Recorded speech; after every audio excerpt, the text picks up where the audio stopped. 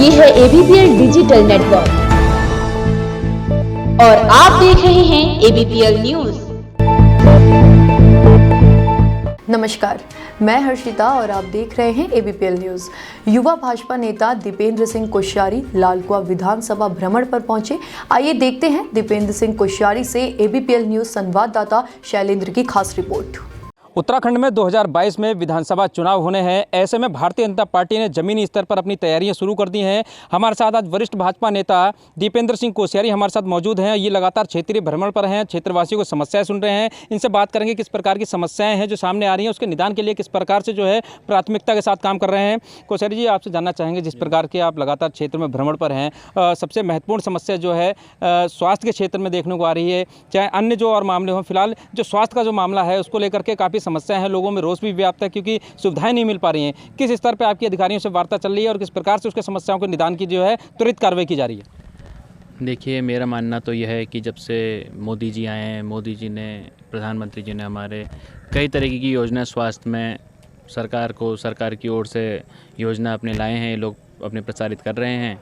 तो इसी प्रकार जैसा हमारे लाल कुआं में, बिंदु खत्ता में हमारे जो प्राथमिक अस्पताल हैं, उसमें मेरी बात हुई है हमारे CMO साहब से। उनको मैंने कह रखा है कि जितनी भी समस्याएं हमारे लोगों को, जनता को आ रही है, किसी चीज़ की कमी है, चाहे हॉस्पिटल्स की कमी है, हॉस्पिटल्स में चाहे जो मशीनरीज की कमी है या चाहे डॉक्टर्स की कमी है, हर वो कमी जो तुरंत जल्द से जल्द जिसका हम निस्तारण कर पाएँ, मैंने उनसे कहा है कि अपनी आप रिपोर्ट बनाएँ।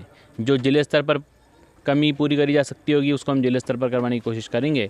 जो जिले स्तर पर नहीं कोशिश की जा सकी कि पूरी होने की, उसको हम सेंटर स्तर पर, अपने राज्य स्तर पर जो हमारे हेल्थ सेक्रेटरी उनसे बात करेंगे और जल्द से जल्द कोशिश करेंगे कि जितनी जल्द से जल्द ये समस्या पूरी हो और हमारी जनता को इसका निस्तारण मिले, उसकी हम कोशिश करेंगे। कोश्यारी जी, एक बड़ा सवाल यहाँ सामने निकल करके आ रहा है, जिस प्रकार से जो है तमाम अन्य दावेदार भी हैं, क्षेत्र में लगातार भ्रमण पे हैं, इसके अलावा मौजूदा विधायक भी हैं, अन्य दावेदार हैं। किस प्रकार से देखते हैं कि भारतीय जनता पार्टी का क्या रुख रहेगा इस बार टिकट बंटवारे को लेकर?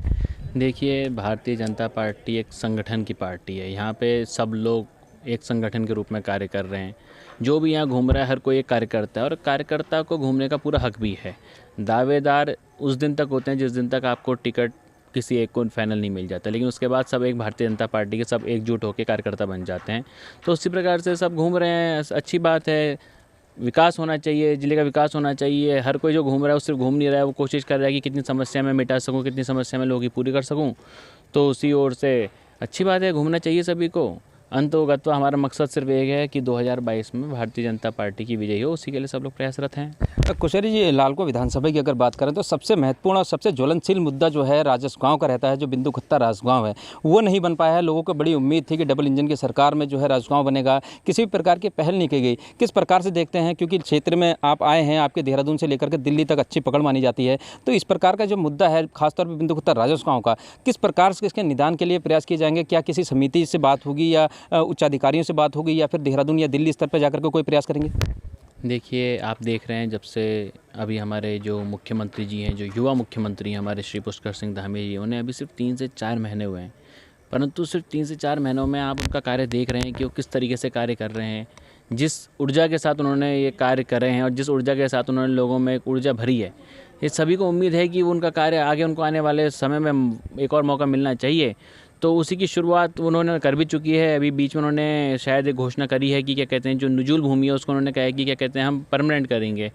तो इसी के तहत हर तरीके से हम लोग कोशिश कर रहे हैं कि चाहे यहाँ की भूमि का प्रॉब्लम हो या और भी कोई भूमि का प्रॉब्लम हो, कोशिश करेंगे कि अपने स्तर से जितनी सारी चीज़ें हो पाए वो अभी हम रख सकें। अब ये तो हम कह नहीं सकते कि 1 महीने में कोई भी चीज़ का निस्तारण होगा, पर आने वाली सरकार में कोशिश करेंगे इसकी समस्या का जैसे भी निस्तारण हो उसकी कोशिश करेंगे आगे आने वाले समय। अब की बार 60 पार का नारा दिया जा रहा है, तो जिस तरीके से जो है युवा मुख्यमंत्री, युवा उत्तराखंड, इस प्रकार की जो कवायद चल रही है, अब की बार 60 पार का नारा दिया जा रहा है, कितना सार्थक मानते हैं?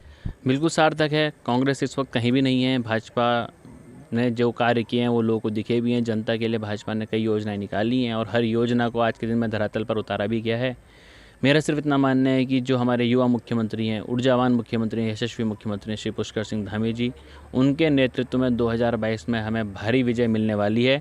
उसी के लिए हम लोग लग भी चुके हैं और आने वाले समय पे एक उत्तराखंड को, नया उत्तराखंड आपको देखने को मिलेगा। जैसा कि प्रधानमंत्री जी ने कहा है कि 25 वर्ष जब उत्तराखंड के पूरे होंगे तो उत्तराखंड देश का श्रेष्ठ राज्यों में से एक माना जाएगा, तो उसी के लिए हमारे युवा मुख्यमंत्री लगे हैं और उसी के लिए हम लोग भी एक कार्यकर्ता के रूप में लगे हुए हैं। कोश्यारी जी, आखिरी सवाल आपसे ये है कि भारतीय जनता पार्टी है, कांग्रेस है, इसके अलावा क्षेत्रीय दल में यूकेडी है, फिलहाल यूकेडी जहाँ कहीं दिखाई नहीं दे रहा, तो ऐसे में आम आदमी पार्टी के रूप में जो है अरविंद केजरीवाल ने 70 विधानसभा सीटों पर चुनाव लड़ने की घोषणा की है।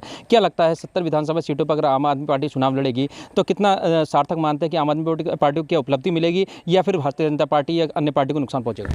देखिए, आम आदमी तो बातें करती है, आम आदमी जो बातें करती है वो सबको पता है। हमारे उत्तराखंड वाले इस टाइप के नहीं है। हमारे उत्तराखंड वाले नहीं कहते कि हमें मुफ्त करो। हमारे उत्तराखंड की जो भूमि है वीरों की भूमि है। हमारे उत्तराखंड की जो भूमि है वो काम करने वालों की भूमि है। हमारे उत्तराखंड की जो भूमि है वो ये चाहती है कि हम मेहनत करें, उसके बाद हमें क्या कहते हैं किसी चीज़ की प्राप्ति हो। तो अरविंद केजरीवाल के जो बयान है, जो अरविंद केजरीवाल की बातें हैं, वो सबसे आप लोग भी रूबरू हैं। तो मुझे तो नहीं लगता आम आदमी पार्टी कहीं से कहीं तक है।